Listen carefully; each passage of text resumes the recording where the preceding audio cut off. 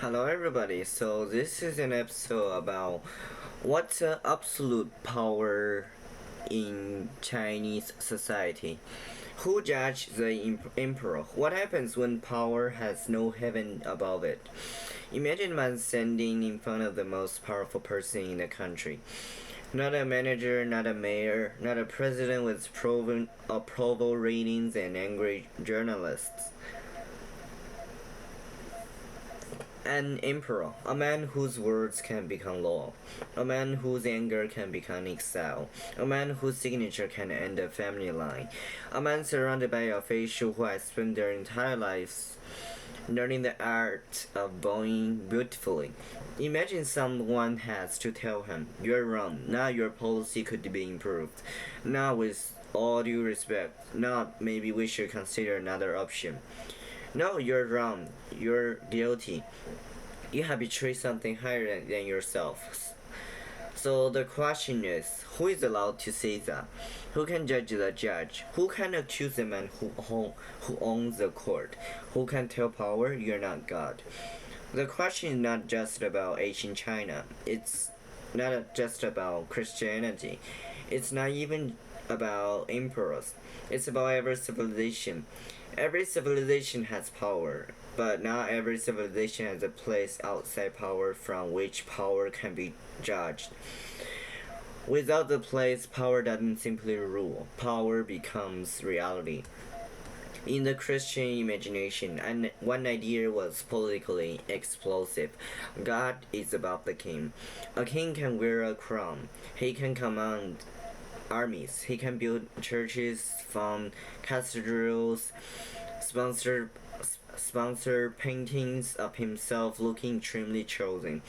He can put a face on corns, which is basically Asian state sponsored Instagram. But he is still not ultimate. He has a soul, and the soul can be judged. He can sing.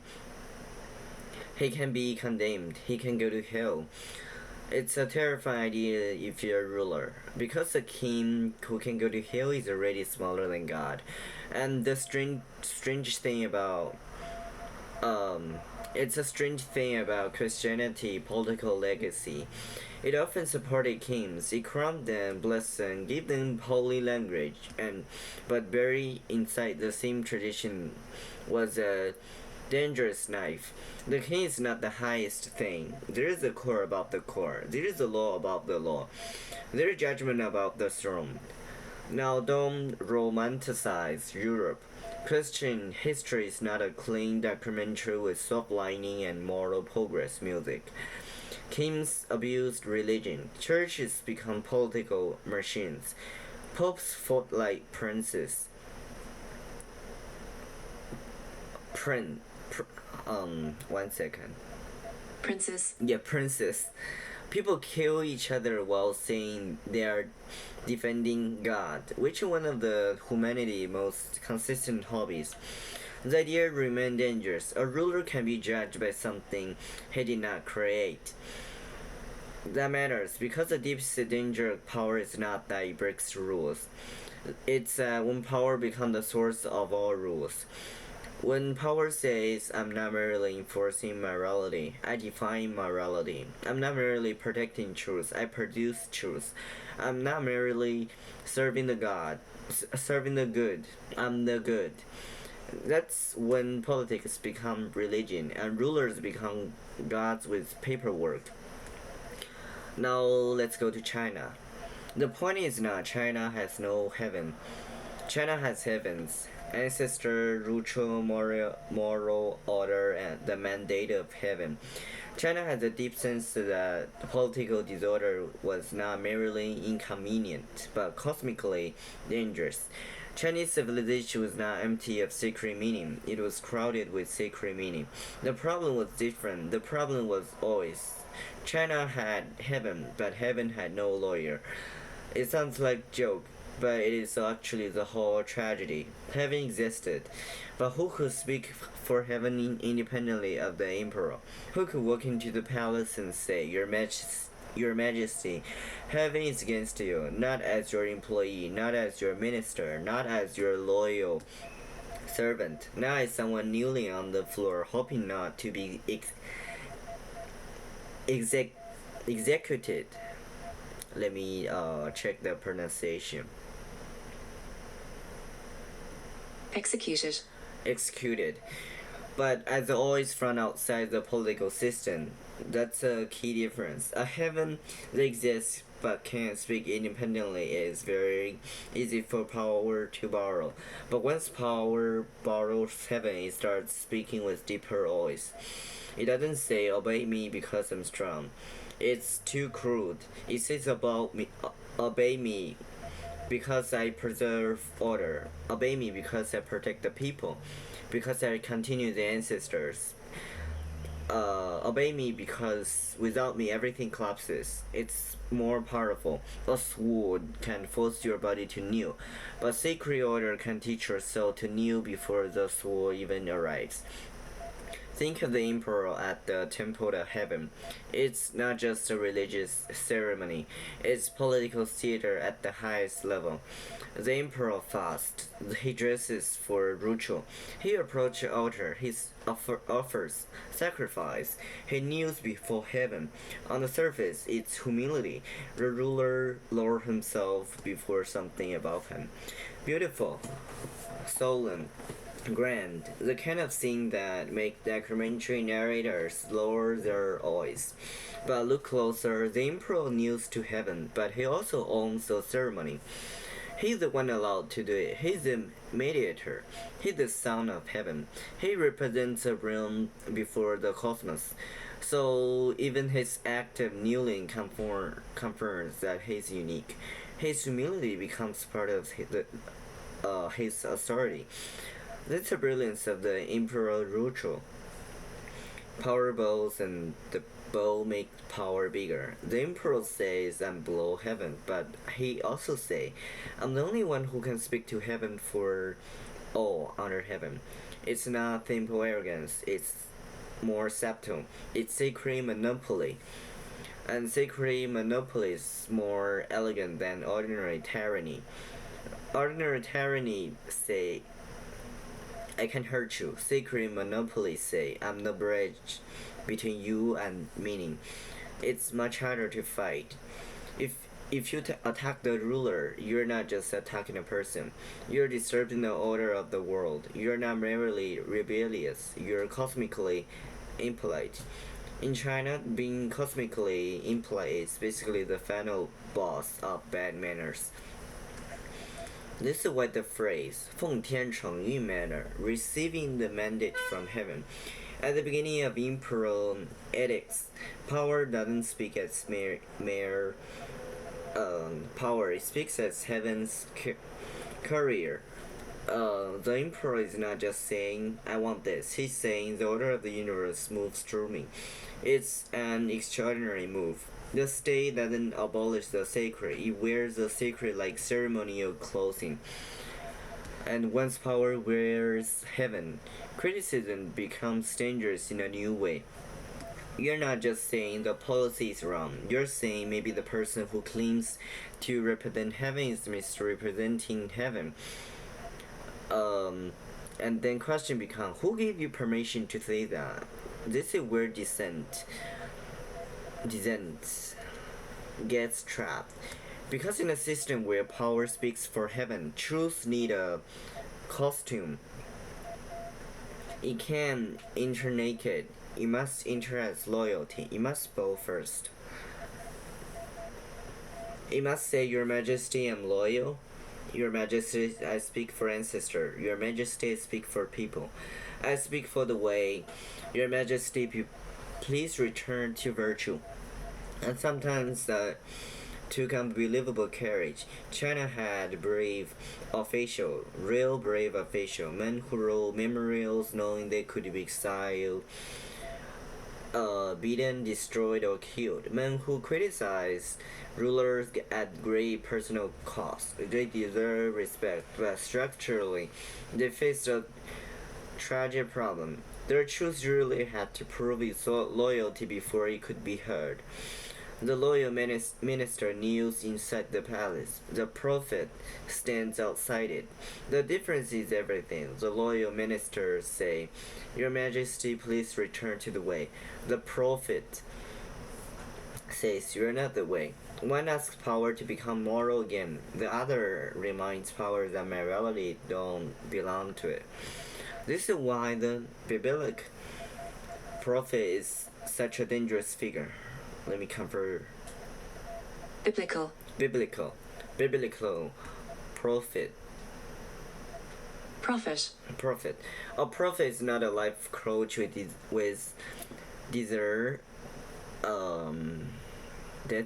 Desert.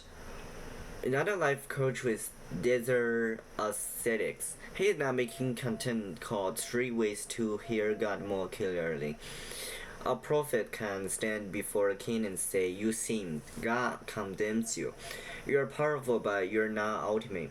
The prophet's authority don't come from the king. That's the point. He's frightened because he doesn't need permission from the palace. He doesn't say, "Your Majesty, as your loyal servant, may I carefully offer some constructive feedback?" He says, "God sees you."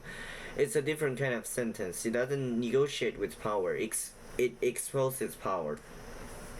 In the Christian imagination, the king is a creature. The ruler is under judgment. The throne has a ceiling. In China, the emperor had heaven above him, but the ceiling came with imperial decoration. Heaven was about power, but power was very often the official interpreter of heaven. That makes all the difference. Once a ruler interpret the thing that is supposed to judge him, judgment becomes strangely flexible, convenient, a little too convenient. Like a student grading his own exam and then announcing the results with imperial confidence. Talk about the mandate of heaven. It's one of the most fascinating political ideas in world history. It says rulers are not legitimate forever. A dynasty can become corrupt. A ruler can lose moral authorities. Heaven can withdraw support. Flood, famine, famine,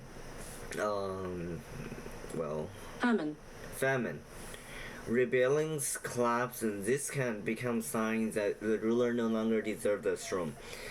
It's not nothing. It means power must justify itself morally. It means failure is not just administrative. It's cosmic. The ruler is responsible not only for policy but for harmony between heaven, earth, and people. It's profound. There is a catch. A very important catch. The mandate of heaven becomes obvious only after the dynasty has already failed. When a dynasty collapses, people say heaven abandoned it. When a rebel wins, people say heaven has chosen him. When the new ruler builds a new order, historians begin the great ritual of explaining why the old ruler was doomed and the new ruler was inevitable. Heaven is very powerful in hindsight. Heaven has excellent post-production. After the collapse, heaven arrived like an auditor with a clipboard. We can now confirm that there were moral problems. Thank you, heaven. Very timely. The mandate of heaven can challenge power, but too often waits to see who wins. It's dangerous because if victory becomes proof of heaven, the heaven becomes a trophy. The winner gets a throne. The winner gets a story. Then the story say heaven was with the winner all along. That doesn't eliminate tyranny. It can sanctify success. It can turn survival into righteousness. That's a pattern every civilization should fear. Power always wants morality to arrive after the battle and congratulate the winner. But why did China care so much about order? It's where we must not be shallow. It's easy to say Chinese civilization worship order, but why? Because this order was not theoretical. Disorder was not an article in a political philosophy journal. Disorder means famine, bandits, civil war, families scattered, city burned, children sold, all people abandoned on roads.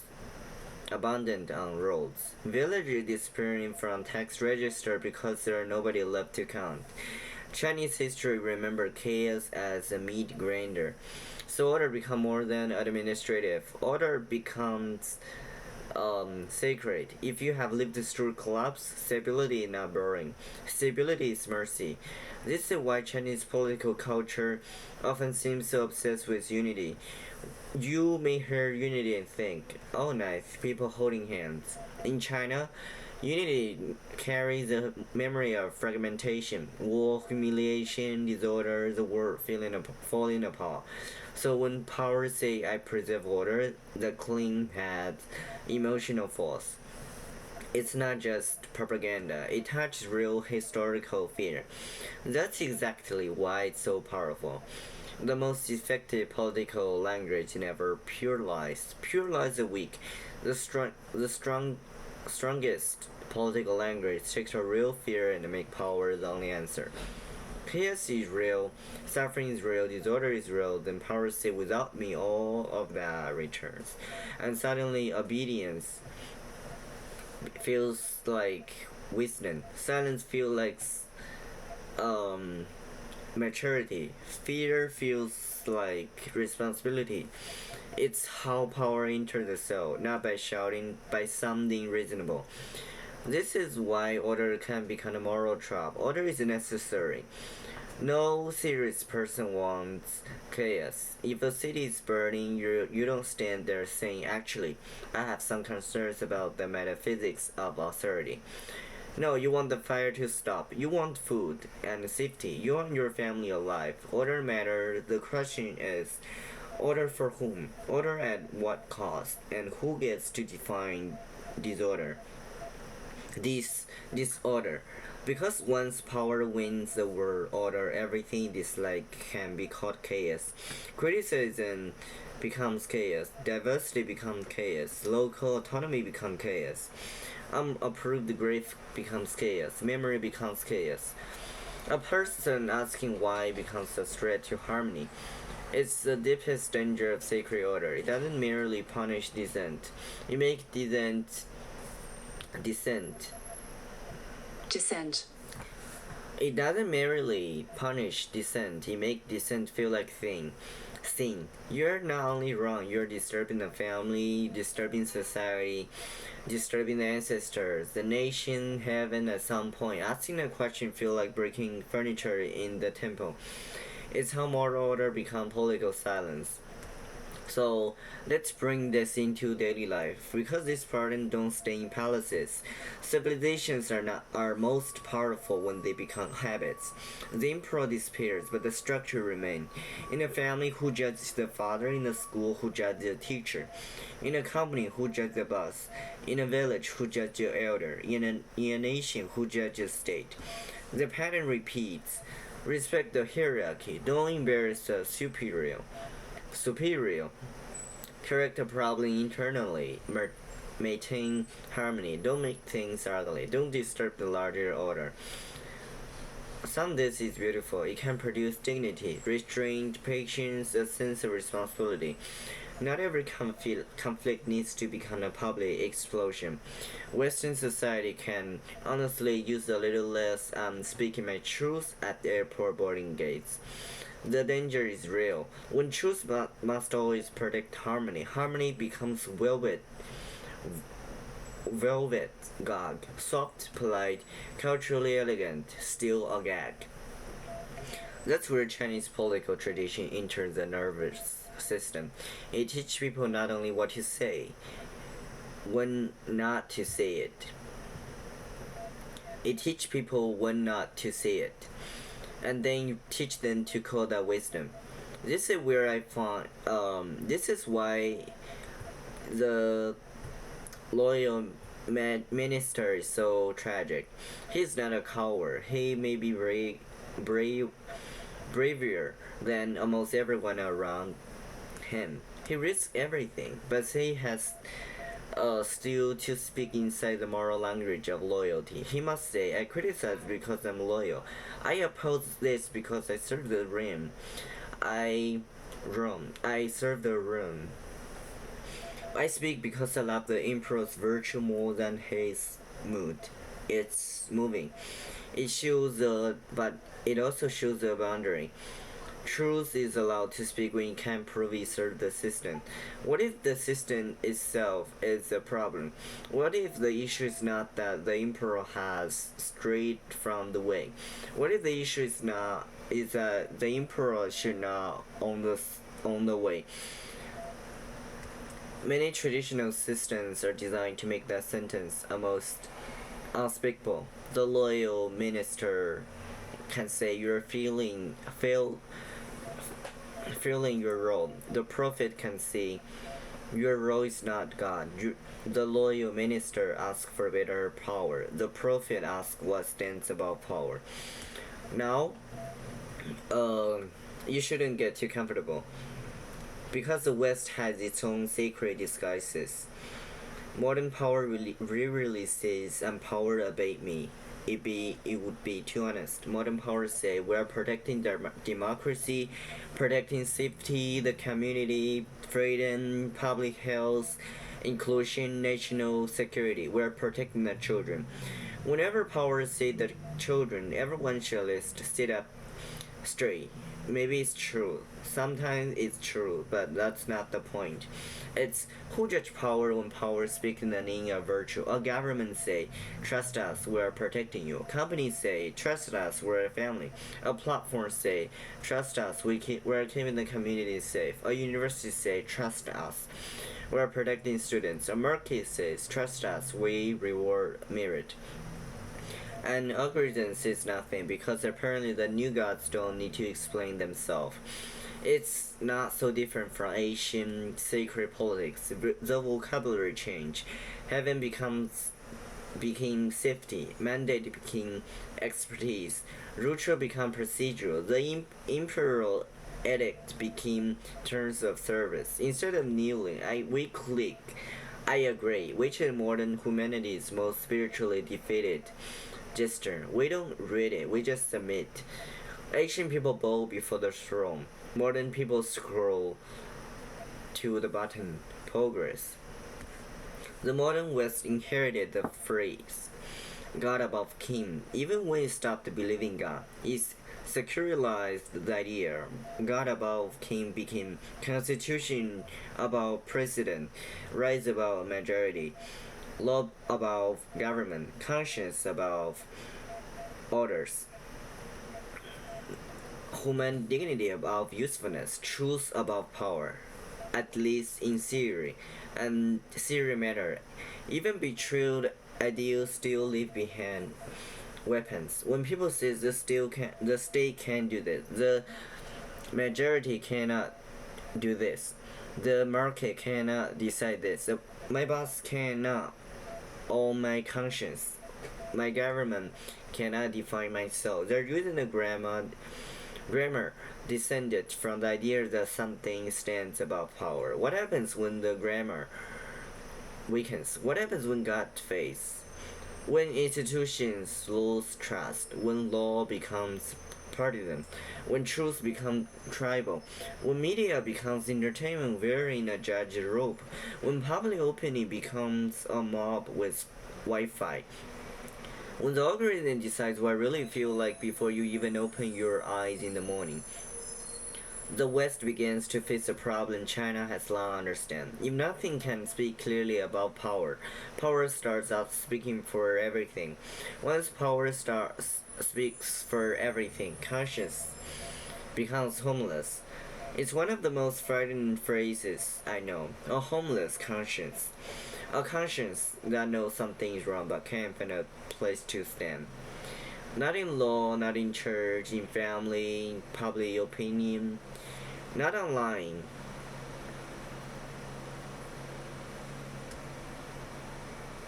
God help us. So it becomes quiet. Not because it degrades, but because it has nowhere to speak from. That's how silence is manufactured, not by removing the tongue, by removing the ground beneath the tongue. Its real cross-cultural point, China is not simply the opposite of the West. China is a mirror. It shows what happens when order becomes sacred and power becomes the interpreter of order. The West shows another danger. What happens when every higher authority breaks into fragments and power heads inside institutions, platforms, markets, and moral language? China asks, what if heaven exists but power speaks for it?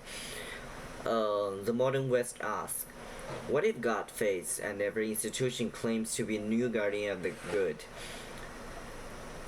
Power wants to become unjudgeable and still use any language available: heaven, history, people, security, progress, science, freedom, family, nation, justice, even care. Because the most, especially care, because the most advanced form of power is not brutality, it's moral intimacy. It doesn't say I command you, it says I know what's best for you, I protect you, I speak for your good, I'm your safety, I'm your future, I'm your home. At the point, saying no feels almost obscene. That's how power wins. Not only by making resistance dangerous, but by making resistance feel morally dirty. What do I need? Not necessarily a return to medieval religion, not a fantasy that Christian society were pure, not a childish belief that China had no morality, not a lazy slogan about East and West. We need the deeper thing that healthy civilization require. A place from which power can be judged.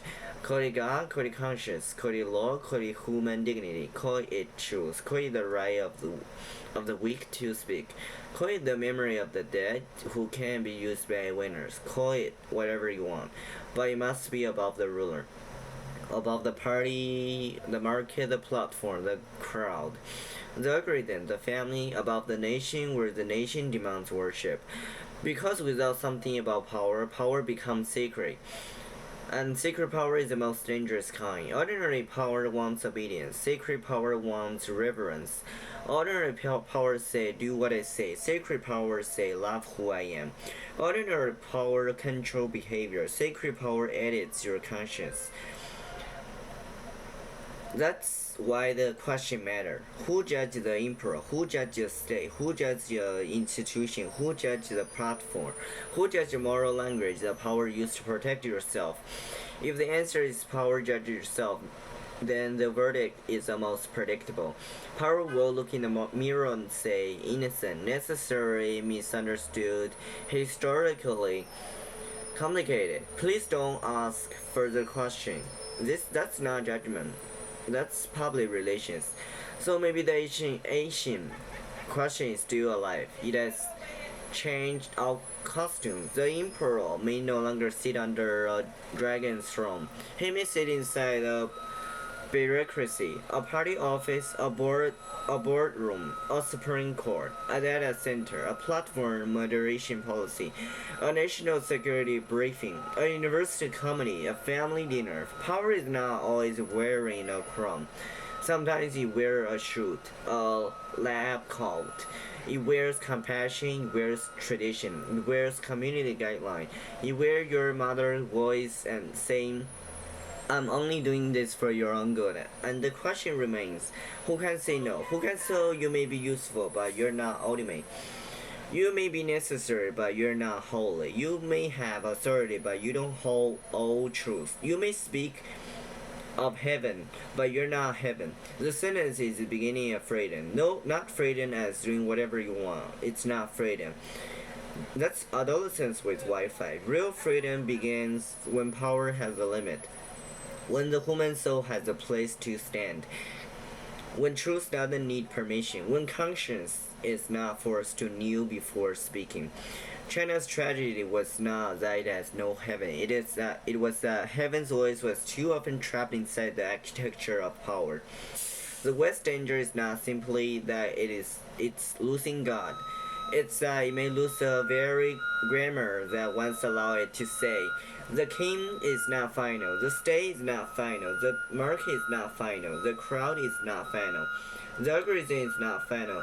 And without the grammar, every society begins to sound the same. Different flags, different rituals, different apps seem ancient hanger. Power wants to be the highest thing. So the final question is not for China, not for the West, for all of us. When power tell you it represents heaven, history, civility, progress, the people, the future, the family, the nation, or the greater good, where will you stand to judge it? Because if there's no place about power, then power becomes heaven. And when power becomes the voice of heaven, heaven can no longer judge power. It's a very profound content. I wrote it, but I polish it and revise the sequence or some details by ChatGPT. I hope you can really understand my content, and I am really excited to make new content from time to time. Thanks for listening.